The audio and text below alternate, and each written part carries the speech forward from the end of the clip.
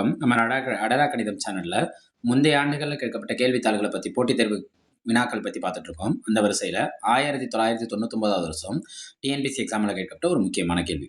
ஒரு பொருளை எக்ஸ் ஆனவர் 10% லாபத்திலும், ஒய் ஆனவர் அந்த பொருளை 20% லாபத்திலும் இசட்டுக்கு விற்பனை செய்கிறார்கள். 2 பேர் சேர்ந்து யாருக்கு விற்பனை செய்கிறார்கள்? இசட்டுக்கு விற்பனை செய்கிறார்கள். இசட் அந்த பொருளை எவ்வளவு ரூபா கொடுத்து வாங்கியிருக்காங்க? 2640 ரூபா கொடுத்து வாங்கியிருந்தால் எக்ஸோட அடக்க விலை எவ்வளவு? எக்ஸோட அடக்க விலை எவ்வளவு? எக்ஸுங்கிறவர் யாரு கைமாத்தி விடுறாரு? ஒய்க்கு கைமாத்தி விடுறாரு. எத்தனை பர்சன்டேஜ் லாபத்தில்? 10% லாபத்தில்.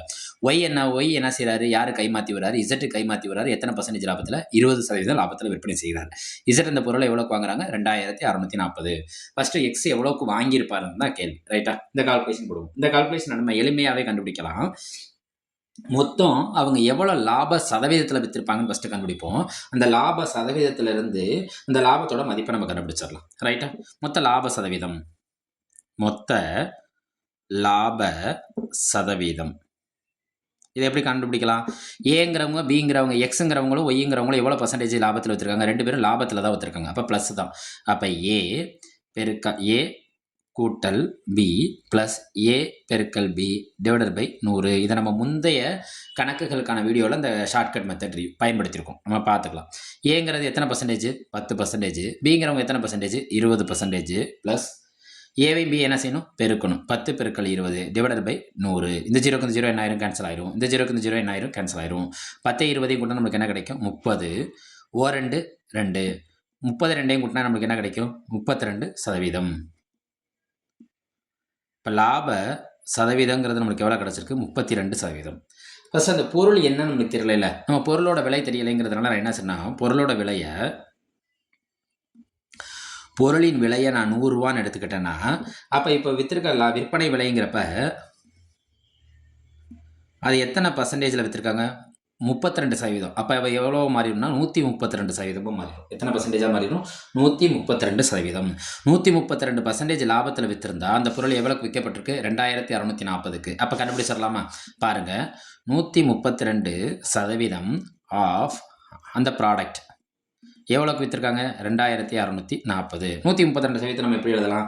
132/100 பெருக்கல் P = 2640. இந்த Pங்கிறது ப்ராடக்ட், பொருள் நான் வச்சுருக்கேன். சரியா? ஏன்னா இப்பொழுது எக்ஸ்னு வச்சோம்னா இந்த இடத்துல பெருக்கல் எக்ஸ் மாதிரியே இருக்கா, அதனால் கன்ஃபியூஸ் ஆயிரும். இப்போ ப்ராடக்ட் மதிப்பு கண்டுபிடிப்போமா? 2640. இது ரெண்டு என்ன பண்ணிட்டு இருக்கு? பெருக்கிட்டு இருக்கு. பெருக்கல் அங்கிட்டு போனால் வகுத்தல்ல போகும். பின்ன பெருக்கலாக இருந்தால் தலைகீழ் வகுத்தல்ல போகும். தலைகீழ் பெருக்கலாக மாறும். அப்போ 132/100ங்கிறது என்னவா மாறிடும்? 100/132. இந்த 132ஆல் இந்த 2640 அடிக்கணும்.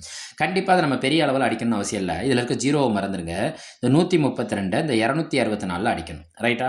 இந்த 264 எத்தனை 132 இருக்குன்னு பார்த்தோம்னா 2ஆல் பெருக்கி பார்ப்போமா? சும்மா ரஃபாக பெருக்கி பார்ப்போம். 132 ஒரு 2ஆல் பெருக்குங்க. 2 2 4 7 3 6 2 2 பாருங்கள். இப்போ 264ல் எத்தனை 132 இருக்குது? 2 132 இருக்குது. அப்போ அடிப்போமா? அப்போ 2. இந்த 0 அங்கே மேலே வந்துடுமா? 0. அப்போ ப்ராடக்ட் எவ்வளோ? 20 பெருக்கல் 100 பெருக்கோமா? இப்போ ப்ராடக்டோட மதிப்பு தானே தேவை, அந்த அடக்க விலை தானே தேவை. 2 2 எத்தனை 0 இருக்குன்னு பாருங்கள்? 1 2 3. அப்போ அந்த ப்ராடக்ட் எவ்வளோ ரூபாய்க்கு விற்றுருக்காங்கன்னு எவ்வளோ ரூபா அதோட அடக்க விலை பாருங்கள்? 2000 ரூபாய். அந்த அடக்க விலை எவ்வளோ? 2000 ரூபாய். அவங்க கொடுத்துருக்க ஆப்ஷன் யாரை குறிக்கும்? Option C. மறுபடியும் சொல்கிறேன், 2 பேர் ஒருத்தர்கிட்ட கை மாற்றிருக்காங்க. எக்ஸ் ஒய்ல கை மாற்றிருக்காங்க, ஒய் வந்து இசட்டை கை மாற்றிருக்காங்க. ஆனால் எவ்வளோ ரூபாய்க்கு வாங்கினாங்கன்னே தெரியலை. ஆனால் எவ்வளோ ரூபாய்க்கு விற்றுருக்காங்க? 2640. ஆனால் ஒவ்வொருத்தரும் எவ்வளோ லாபம் பார்த்துருக்காங்க? முதல்ல இருக்க ஒரு 10% லாபம் பார்த்துருக்காரு. ரெண்டாவது இருக்கிற எத்தனை பர்சன்டேஜ் லாபம் பார்த்துருக்காரு? 20% லாபம் பார்த்துருக்காரு. இப்போ மொத்தம் எத்தனை பர்சன்டேஜ் லாபம் பார்த்துருக்காங்கிறது அந்த லாப சதவீதத்தை கணக்கிட்டு அதுலேருந்து அந்த பொருளை விற்ற விலையிலேருந்து அந்த லாப சதவீதத்தை போட்டோம்னா நம்மளுக்கு என்ன கிடச்சிருது? அடக்க விலை கிடச்சிருது. நம்ம அடடா கணிதம் சேனலை தொடர்ந்து சப்ஸ்கிரைப் பண்ணுங்கள். தொடர்ந்து லைக் கொடுங்க. ஒவ்வொரு வீடியோக்கும் உங்கள் ஃப்ரெண்ட்ஸ் அண்ட் ஃபேமிலிக்கு ஷேர் பண்ணுங்கள் வீடியோவை. சேனலோட நோட்டிஃபிகேஷன் பெல் ஐக்கானை கிளிக் பண்ணி வச்சுக்கோங்க. அடுத்தடுத்து போகிற வீடியோக்கள் உங்களுக்கு உடனுடனே கிடைக்கும். நன்றி.